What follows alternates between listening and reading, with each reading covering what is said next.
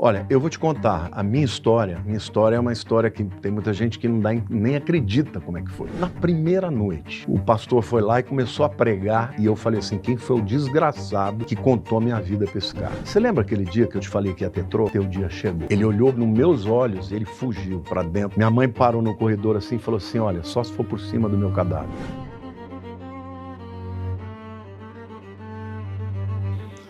Como é que você tira o povo de uma bucha dessa? Esclarecendo, trazendo capacidade para eles tomarem decisões. No caso, pode ser política, para votar na pessoa certa. Mas neste caso, o antídoto para isso é você crer em Cristo como Senhor da sua vida e como seu Salvador. É ter uma relação pessoal com Ele. Maurício, mas como a gente faz isso, Lamartine? buscando. Porque tem gente assim, eu adoro a história de Cristo, eu adoro mesmo, realmente eu tô aqui, você tá vendo que eu tô aqui, né, realmente entendendo e tal. Mas às vezes não conecta. Tem gente que olha pra isso e fala, porque ainda mais jovem, o jovem acha que sabe tudo. E não, fala, mas olha, quando Deus besteira. ele quer te encontrar, Ele te encontra. Olha, eu vou te contar, a minha história é uma história que tem muita gente que não dá, nem acredita como é que foi. Porque eu sou o quinto filho, eu sempre fui muito rebelde. Pra você ter uma ideia, eu comecei o primeiro ano com 5 anos de idade. Eu com 8 anos de idade, eu estava na 4ª série, portanto ia me formar. Eu entrei naquele ano na escola, eu falei, esse ano eu vou brigar todo dia. E todo dia eu batia em alguém. Apanhava também. Sim. Mas eu puxava a briga e saía na mão com os caras. Então eu... Não imagina, hein? Tô olhando você, Sim. porradeiro. Né? Ninguém imaginava que eu era um capoeirista. Eu fui um grande capoeirista, de gangue. Antes de me converter, Caramba, eu fui muito ruim. Tocava na noite, Sim. sabe? Eu fiz tudo que... Sim. Eu não era uma pessoa normal, era uma pessoa que levava para um nível muito pior, entendeu? Porque eu tinha um vazio, um buraco dentro de mim. Com 19 anos, eu estava no meu prédio, uma mulher chegou para mim e falou assim, escuta, eu quero te convidar para um acampamento. Era carnaval, dia 27 de fevereiro de 1981. Falei, o que vai ter lá? Não, vai ter os jovens, eles ficam louvando, cantando. Aí eu falei para mim, eu vou lá azarar as crentes. Eu vou azarar essa crentalhada. Esse cara é maravilhoso, amei ele muito. Amei muito. Eu namorava com uma menina, a gente viajava todo o carnaval, ia acampar e tal. Eu falei para ela, olha, esse ano eu não vou porque eu vou para um retiro espiritual. Mas eu botei na minha mala um monte de garrafa de uísque, um monte de cigarro, e assim, naquela bolsa de fora. Sim. E eu me lembro que quando eu entrei no ônibus, cada um começou a se apresentar, eu sou de tal igreja, tal igreja. Chegou na minha vez, eu fiquei todo constrangido, falei, meu nome é Lamartine, eu sou católico. Católico nada, eu falei que era. Quando eu chego naquele acampamento, tinha 800 jovens. Eu falei assim, bom, preciso ver quem que eu vou azarar aqui, né? Quem que eu vou dar uma investida. Mas na primeira noite, o pastor foi lá e começou a pregar e eu falei assim, quem foi o desgraçado que contou a minha vida para esse cara? Ele falou da minha vida, falou do meu coração, da minha raiva. Eu era um cara que tinha muita raiva. Pra você ter uma ideia, com 12 anos, Maurício, eu morava no interior, em Olímpia.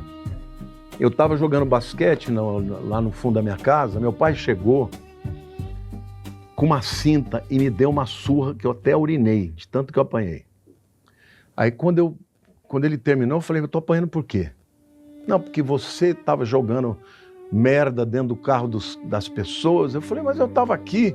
Não, meu amigo ligou dizendo que você estava fazendo. Eu não estava. Daqui a pouco chega a minha irmã. A gente ia mudar de Olímpia para São Paulo, então ela estava fazendo uma despedida com as amigas.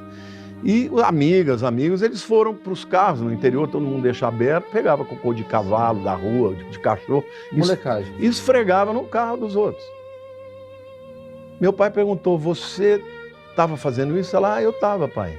E o Lamartine? Não, ele não estava. Ele não tocou o dedo nela e nem me pediu perdão. Naquele dia eu falei para ele assim, olha, vai ter o troco. Quando eu crescer, eu vou te dar essa surra. Pode esperar. E eu nunca mais esqueci. Com 15 anos eu já estava em São Paulo, já era capoeirista, já era um menino grande, né? Mas eu brigava muito. Eu devia ter o diabo no corpo e eu adorava bater nos outros também. Chegou um primo dele, do interior, estava conversando, e o meu pai uma vez lá atrás tinha dito assim, olha, se um dia eu te pegar fumando, eu vou fazer você engolir aceso. Aí ele me ofereceu cigarro, eu falei, eu aceito sim.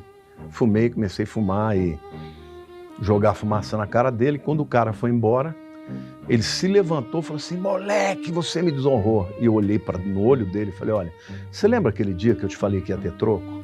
Teu dia chegou. Ele olhou nos meus olhos e ele fugiu para dentro. Minha mãe parou no corredor assim e falou assim, olha, só se for por cima do meu cadáver. Falei, mãe, por causa da senhora ele vai viver hoje. Mas que ele nunca mais se dirija a mim. Eu saí de lá, eu dei um murro no elevador de ferro, né? Aquelas placas. Ficou a marca de todos os meus dedos, de tanto ódio. Daquele dia até os meus 19 anos, nós nunca mais falamos. Quando eu voltei do acampamento, esqueci de dizer que no dia que eu fui entregar minha vida para Cristo, as pessoas me abraçavam e tal, eu disse, foi no primeiro dia, eu falei, olha, se você me aceita, eu quero conseguir largar o cigarro, que eu nunca consegui. Se eu não conseguir e eu tiver que fumar, eu vou fumar no meio desse povo e vou dizer que você não existe. Maurício, passou sexta, sábado, domingo, segunda, terça. Na quarta-feira a gente estava voltando, paramos num posto e eu vi uma pessoa acendendo um cigarro. Naquele momento eu entendi que Deus me aceitou. Então foi Ele que me buscou. E naquele momento ninguém me precisava provar, porque eu pegava bituca do chão, eu não conseguia ficar sem fumar. Entendeu? E aí eu entendi que Deus tinha me aceito, tinha perdoado os meus pecados. Aí eu cheguei para o meu pai, quando eu voltei do acampamento, pedi perdão, dei um abraço nele e falei, pai, me perdoa, quero dizer que a partir de agora o senhor tem um novo filho. Meu pai olhou assim, ficou quieto, não falou nada. Isso foi em fevereiro. Em agosto ele me chamou, falou, filho, vem cá no meu quarto. Eu falei, tá bom, o que houve, pai? Eu queria aceitar o seu Deus. Ué, mas o que aconteceu? O filho que ele me deu só pode ser um Deus verdadeiro. Você não é a mesma pessoa. Você me batiza? Eu falei, mas pai, eu não sou pastor, mas você vai ser. A primeira pessoa que eu batizei, Maurício, foi o meu pai. Então, caraca, na verdade, demais, né? Foi Deus que me buscou. Então, eu creio que quando existe sinceridade, se alguém é sincero para Deus e fala, eu gostaria que o Senhor pudesse entrar na minha vida e me perdoar, ele te busca. Você vê o Danilo, seu amigo. O Danilo é um cara que crê. Crê para ele, é todo daquele jeitão dele, né? Humorista e tal, mas quando ele fala da fé dele, ele fala sério. Por quê? Porque ele tem uma experiência com Jesus. Então, não é só uma questão intelectual, é uma questão pessoal. Se você um dia de verdade falar, Deus, eu gostaria de ter uma experiência com o Senhor. Ele vai criar circunstâncias, às vezes pode estar sozinho. E ele te visitasse, sentir a presença dele. No meu caso, foi a prova de que ele me amava e que ele me aceitava, porque eu dei um branco mesmo, assim, eu não lembrava de cigarro. Pô, mas eu achei interessante que você até falou uma coisa que... Eu até trouxe aqui o Rodrigo Silva.